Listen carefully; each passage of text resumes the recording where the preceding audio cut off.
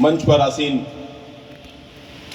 Doctor Prem Kumar ji, Rehana Shaheen जी, मुमताज नसीम जी, professor Shambhunath Tiwari ji, professor doctor Mukesh Bhardwaj जी, इतना सुसज्जित मंच और इतना सुंदर प्रस्तुतिकरण बच्चों का। हिंदी दिवस पर आप सभी को हार्दिक शुभकामनाएं, बधाई। आपका हिंदी प्रेम ऐसा ही रहे, आप हिंदी पढ़ें, हिंदी लिखें और हिंदी में आगे बढ़ें।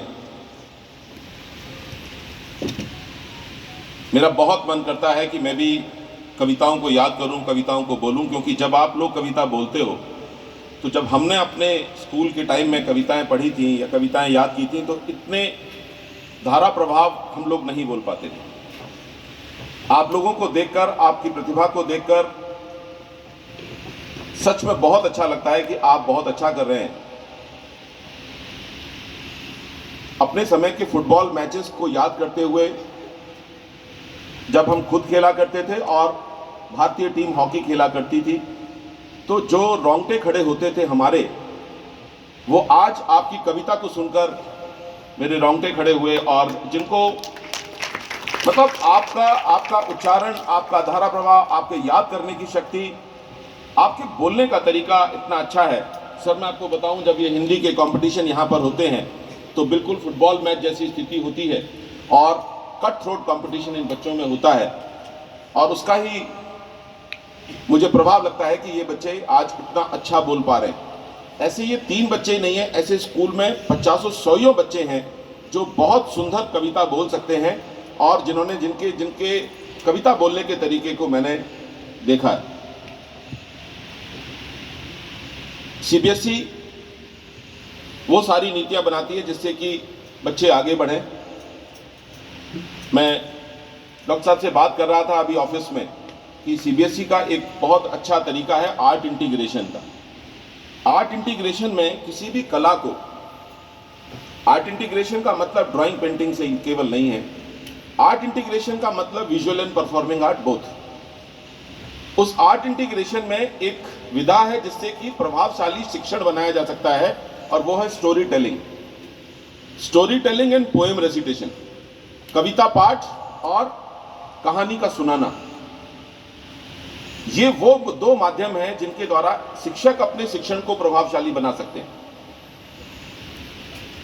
हम लोगों ने वो सब सीखकर शुरू किया है और टीचर्स अपने लेसन प्लान में उन स्टोरी टेलिंग की विधा को जोड़ रहे हैं।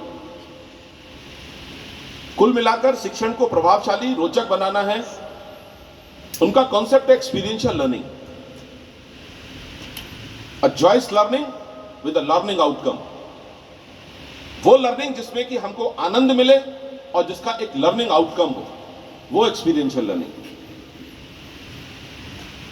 ये वही तरीका है, ये उसका एक माध्यम है कि आज हम हिंदी दिवस पर इस ऑडिटोरियम में बैठकर हिंदी के इन महान हस्ताक्षरों के सामने, ये बच्चे तो बोल के चले गए, श्रेयान ने इतना अच्छा बोला, इनके माइक पकड़ने का तरीका, इनका जोश, ऊपर नीचे बातों को, आवाज को करना, हम लोगों को कॉम्प्लेक्स फील कराता है कि हम कभी नहीं बोल पाए। याद की थी कविता, थाल सजाकर किसे पूजने चले प्रार्थी मत वाले, कहां चले तुम राम नाम का पीतांबर तन पर डाले, मुझे ना जाना गंगा सागर, मुझे ना रामेश्वर काशी, तीर्थराज चित्तौड़ देखने को मेरी आंखें प्यासी। तो कविताओं में वो दम है, वो आनंद है। जब बच्चे मेरे पास एडमिशन के लिए आते हैं तो मैं उनसे पूछता हूं कोई कविता याद है। बड़ा अफसोस होता है, बच्चे ट्विंकल ट्विंकल और मछली जल की रानी से आगे नहीं बढ़ पाते। वो जो नर्सरी के टाइम में हमने कविता की किताबों से याद किया था, उसके आगे की कविता याद नहीं। जबकि आपकी पाठ्य पुस्तक में अगर 10 गद्य के चैप्टर हैं तो उसमें 5 पद भी हैं, वहां पर कविताएं भी हैं, कबीरदास के दोहे भी हैं। आप उनको याद करिए, बड़ा मजा आता है। कबीरा खड़ा बाजार में लिए लुकाटी हाथ, और जो घर भूखे आपनो चले हमारे साथ।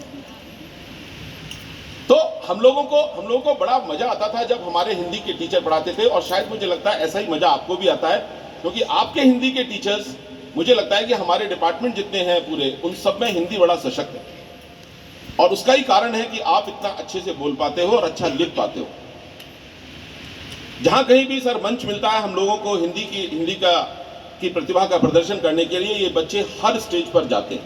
कोई छोटा मंच, कोई बड़ा मंच हम नहीं छोड़ते, जहां पर बच्चों को हम डिबेट, कविता, कहानी और इन सब चीजों के लिए हम भेजते हैं।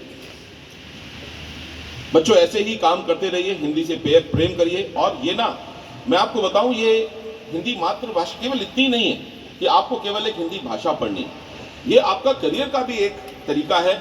आप हिंदी में मजबूत होइए, अच्छी हिंदी लिखिए, अच्छा बोलिए। आपको मैं विश्वास दिलाता हूं, क्योंकि मैंने अपने जीवन में देखा है कि जिन लोगों की भाषा पर कंट्रोल है, जिनको भाषा पर अच्छा नियंत्रण है, वो बच्चे बहुत आगे जाते हैं।